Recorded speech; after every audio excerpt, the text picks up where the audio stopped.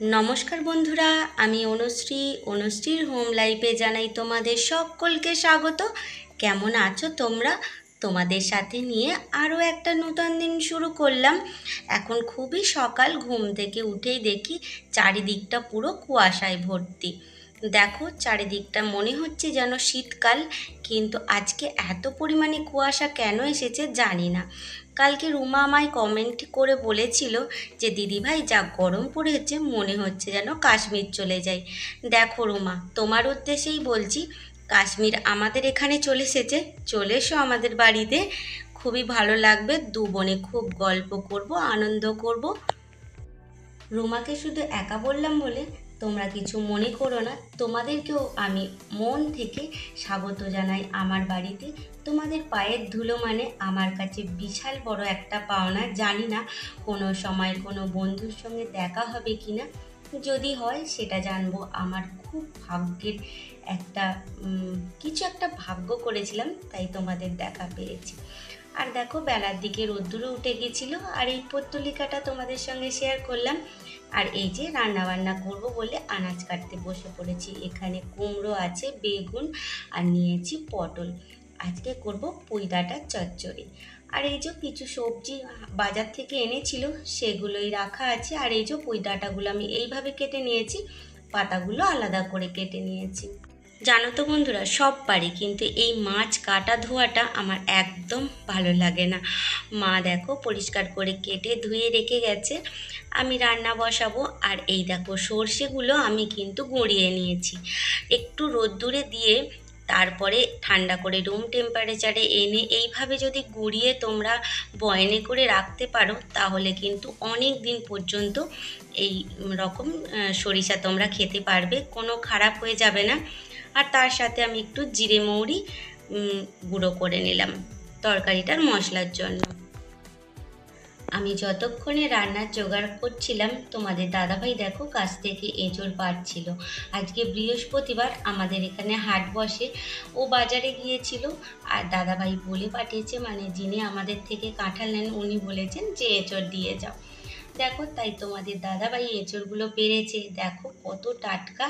আর এইগুলো হলো আর একটা গাছের, আর যেগুলো মাটিতে আছে ওগুলো হলো সামনের এই গাছটা। চলো তাহলে রান্নাবান্নার দিকে যাই। দেখো, রান্নাবান্না তো বসিয়ে দিয়েছিলাম। আর এই যে পটল ভেজে নিচ্ছি, আর ভেজে নিয়েছি আমি কিছু বড়ি। যেহেতু বন্ধুরা অনুষ্ঠান বাড়ির মতো আজকে ঘন্ট বানাবো ভেবেছি, সেই কারণে আলাদা আলাদা করে সব রকম সবজিগুলো ভেজে নেব। দেখো, পটলগুলো আমার ভাজা হয়ে গেছে, সেই তেলে ভেজে নিলাম বেগুনগুলো। এরকম আলাদা আলাদা করে ভেজে নিলে খেতে কিন্তু খুবই ভালো হয়। আর তোমাদের সঙ্গে কথা বলতে বলতে বেগুনগুলো আমার ভাজা হয়ে গেছে। এবার কিন্তু কড়াইতে অল্প পরিমাণে তেল দেব, দিয়ে দিয়ে দেবো ডাঁটা আর আলুগুলো কেটে রেখেছিলাম পুঁই শাকের, সেগুলো দিয়ে ভালো করে নাড়াচাড়া করে এর মধ্যে কুমড়োগুলো তুলে দেব। আমার সকল বন্ধুদেরকে মন থেকে জানাই অসংখ্য অসংখ্য ধন্যবাদ। তোমরা দেশ বা দেশের বাইরে যে যেখান থেকে দেখছো বন্ধুরা, তোমাদের মন থেকে জানাই অনেক অনেক ধন্যবাদ, এবং তোমাদের সুস্বাস্থ্যের কামনা করি ঈশ্বরের কাছে। তিনি যেন তোমাদের সকলকে ভালো রাখেন, সুস্থ রাখেন। আর আমার পাশে থাকার জন্য তোমাদেরকে জানাই অসংখ্য অসংখ্য ধন্যবাদ। এই দেখো, একটু কষিয়ে নিলাম, নিয়ে দিয়ে দিলাম অল্প পরিমাণে হলুদ গুঁড়ো, আর দিয়ে দিলাম লবণ, দিয়ে ভালো করে নাড়াচাড়া করে কুমড়ো, আলু আর ডাঁটাটা ভেজে নেব। পুঁই শাকটা একটু কালো কালো হয়ে গেছে পাতাগুলো, কেননা কালকে আনা হয়েছিল, আমি ফ্রিজে রেখেছিলাম, যার ফলে এই কাণ্ডটি হয়েছে। আর দেখো, অল্প পরিমাণে লঙ্কা গুঁড়ো দিয়ে দিলাম, দিয়ে ভালো করে নাড়াচাড়া করে এবার একটু জল ঢেলে দেব, যাতে ভালো করে সিদ্ধ হতে পারে। দেখো বন্ধুরা, কিছুক্ষণ পরে ফিরে এলাম, আমার সবজিগুলো সবই সিদ্ধ হয়ে গিয়েছিলো। এবার ভেজে রাখা বেগুন, পটল আর বড়িটা দিয়ে দিলাম। আর শাক রান্নার জন্য তো মাছ দেব, সেই কারণে মাছগুলো ভাজতে শুরু করে দিয়েছি। তরকারিটা নামিয়ে নিয়েছিলাম। এইখানে একটা কথা বলে রাখি, নতুন নতুন গৃহিণীদের জন্য বা নতুন নতুন যারা রান্না শিখছো তাদের জন্য, মাছের মুড়োটা আধ ভাজা হয়ে গেলে এইভাবে খুন্তি করে একটু চাপ দেবে, দিলে মাছের মুড়োগুলো ভেঙে যাবে। আর পুরোটা ভাজতে গিয়ে যদি ভাঙতে যাও, তাহলে কিন্তু খুব শক্ত হয়ে যাবে, সহজে ভাঙা যাবে না। আর দেখো মাছটা আমার ভাজা হয়ে গেছিলো, তেলের ওপরে দিয়ে দিলাম 5 ফোড়ন আর তেজপাতা। তারপরে দিয়ে দেব ওই যে জিরে মৌরি আর সর্ষেটা গুঁড়িয়ে রেখেছিলাম, ওটাই একটু জল দিয়ে গুলিয়ে দিয়ে দেব। আর আরেকটু অল্প পরিমাণে জল দেব যাতে মশলাগুলো ভালো করে কষানো যায়। আর বন্ধুরা, তোমরা চাইলে এই সময় তেলের ওপরে একটু হিং ফোড়নও দিতে পারো।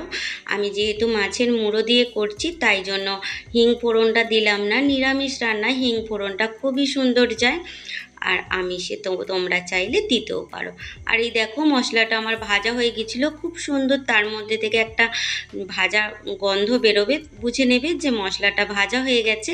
আর এই যে তরকারিটা ঢেলে দিলাম, তার উপরে দিয়ে দিলাম মাছের মুড়োগুলো। অল্প পরিমাণে দিয়ে দেব চিনি, এটা কিন্তু অপশনাল, তোমরা দিতেও পারো নাও দিতে পারো। যেহেতু পুঁইশাকের চচ্চড়ি বা ঘন্ট, এর মধ্যে যদি অল্প পরিমাণে মিষ্টি দেওয়া হয় তাহলে কিন্তু খেতে হয় দুর্দান্ত। ব্যাস আর কি, একটু শুকনো শুকনো করে নাড়াচাড়া করে নাবিয়ে নেব আজকে আমার পুঁইশাকের ঘন্টটা।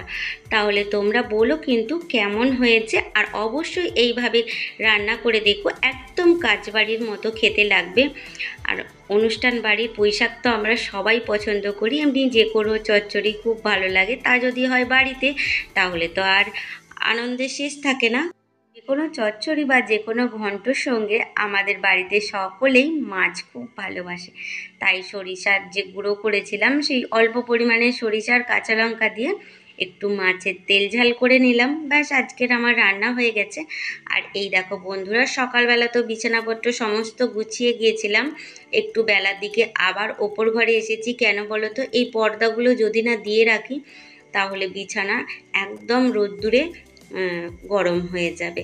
আর শীতকালে ভাবতাম যে একটু রোদ্দুর আসুক ভালো হবে, পর্দাগুলো খুলে দিতাম। আর এখন দেখো যাতে রোদ্দুর না আসে তারই চেষ্টা।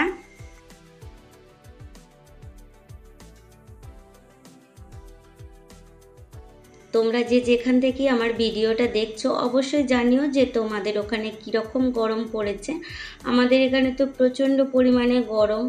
আর এই 10টার মধ্যে সমস্ত কাজ গুছিয়ে ঘরের মধ্যে না চলে এলে বাইরে এক ফোঁটা থাকা যায় না, প্রচুর পরিমাণে রোদ্দুরের তাপ। চলো তাহলে কাজগুলো তাড়াতাড়ি সেরে নিই। আর এই দেখো বন্ধুরা, এগুলো হলো আমাদের জমির ধান। একটু দূরের মাঠ বলে আমি যাইনি, তোমাদের দাদা ভাইকে বলেছিলাম একটু ভিডিও করে আনতে, আমার বন্ধুদের সঙ্গে শেয়ার করব। তো যতটা পেরেছে, যেরকমভাবে পেরেছে ভিডিও করে এনেছে, আর আমি তোমাদের সঙ্গে সেইটুখানি শেয়ার করছি। দেখো এখানে মিনিকির ধানের চাষ করা আছে, যখন ধানগুলো উঠবে তোমাদের সঙ্গে শেয়ার করব।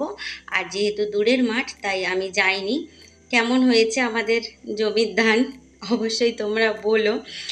আর তাহলে চলো বন্ধুরা, ভিডিওটা এই পর্যন্তই রাখি। দেখা হবে আবার নতুন একটা দিনে নতুন একটা ব্লগে। খুব ভালো থেকো।